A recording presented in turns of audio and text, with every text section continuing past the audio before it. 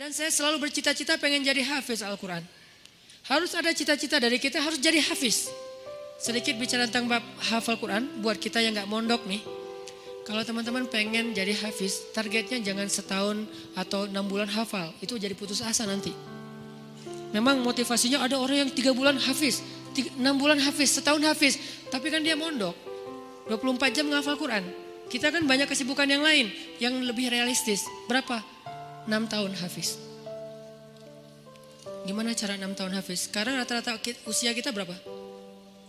Sebutlah rata-rata 20 tahun ya. Ada yang 22, ada yang 19, rata-rata 20 tahun.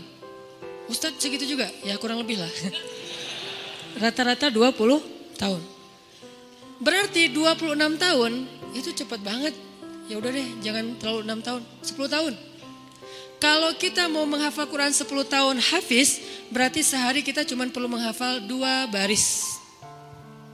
Sehari 2 baris. Dibagi 5 waktu sholat. 2 baris itu alif lam mim dzalikal kitabul la raiba fihi hudal lil muttaqin alladzina yu'minuna bil ghaib. Segitu. Enggak sampai 1 ayat kan? Nah, cara ngafalnya subuh alif lam mim, udah beres. Susahnya di mana coba? Subuh teman alif, zuhur dzalikal kitabul la raiba fihi. Asar hudal lil muttaqin. Maghrib alladzina yu'minun.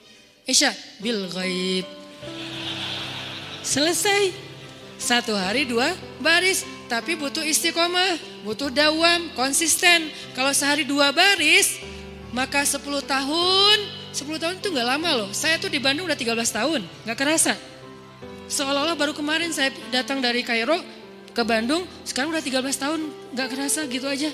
Tiba-tiba udah 13 tahun, berarti kalau saya ngafal sehari 2 baris, sekarang udah 3 tahun yang lalu udah selesai tuh. Berarti semua kita bisa jadi hafiz sebetulnya kalau udah lancar tahsinnya. Sehingga kita meninggal berstatus hafiz. Bukan untuk pamer ke orang, bukan untuk taruh di Instagram bio, hafiz Al-Quran. Itu mah bebas lah, terserah niat ya. Saya kan gak mau menjudge kan, ada orang yang menaruh gitu supaya jadi syiar. Ada yang mungkin dia riak, kalau dia riak dia rugi. Kan ngafal Quran gak gampang, masa mau dihabisin dengan hanya taruh di bio, rugi banget tuh. Ini kenapa saya sedikit masukin ke bab hafiz. Saya berharap kalau ada yang dengar ceramah ini jadi termotivasi menghafal Quran, saya dapat pahala dari yang menghafal itu. Ternyata targetnya gampang, 2 baris sehari, 10 tahun khatam. 2 baris itu gampang banget. Alif, alhamdulillah. Zuhur, Rabbil Alamin. Asar, Ar-Rahman. Maghrib, Ar-Rahim. Segitu doang ngafalnya, gampang banget. Kul, Zuhur, ya. Asar, ayyuhal. Gitu doang kan, saking gampangnya. Kapan itu khatamnya Ustadz? Gak tahu pas sakaratul maut kali. Saking pendek-pendeknya. Nah maksud saya, target sebelum meninggal hafiz. Tapi kan kita gak tahu usia kita Ustadz. Memang kita gak tahu, ini mah target semampu kita. Kalau meninggal sebelum 10 tahun, yang penting kita udah punya niat. Siapa yang berniat baik dan tidak tercapai, maka dia dapat pahala kebaikan yang utuh. Siapa yang tercapai, dia dapat pahala 10 kali lipat.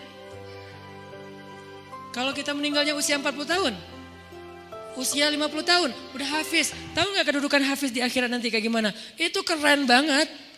Harus cemburu kita sama orang yang hafiz tuh.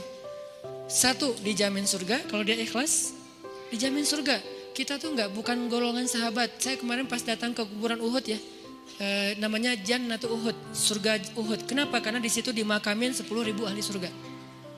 Pas saya datang ke kuburan Uhud, saya ngerasa duduk aja lama di situ ya, mikir beruntung banget ya mereka. Semua dijamin surga. Duduk di kuburan Uhud itu nggak ada serem-seremnya. Benar-benar namanya surga Uhud. Karena kayak kita duduk di atas taman surga. Kan datang ke kuburan tuh ada agak-agak serem gimana gitu kan. Ini gak ada seremnya sama sekali, nyaman. Merpatinya banyak hingga di atas kuburan-kuburan itu. Dan di atas kuburan itu kita bisa tahu beberapa. Ini kuburan Sayyidah Aisyah, ini kuburannya Ibrahim anak Rasulullah, ini kuburannya Imam Malik, ini kuburannya misalnya Fatimah, ini kuburannya Ummu Kulsum, putri-putri Rasulullah. Duduk aja di atas kuburan para sahabat. Beruntung banget ya mereka dijamin surga. Kita nggak dapat kesempatan itu karena nggak sezaman dengan Nabi. Tapi kita punya kesempatan lain. Gimana? Hafiz Al-Quran, dijamin surganya.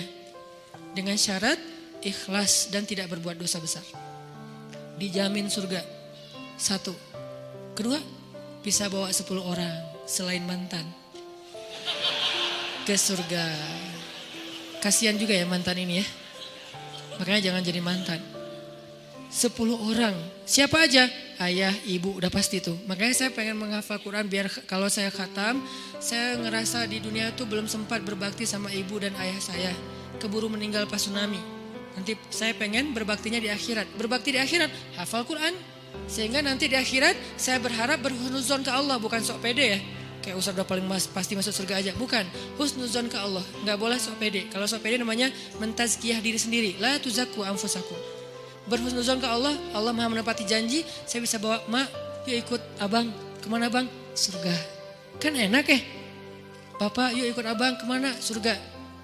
Kakak saya meninggal juga di tsunami. Itu buat saya ibu kedua saya setelah ibu saya. Karena dia paling banyak berkorban.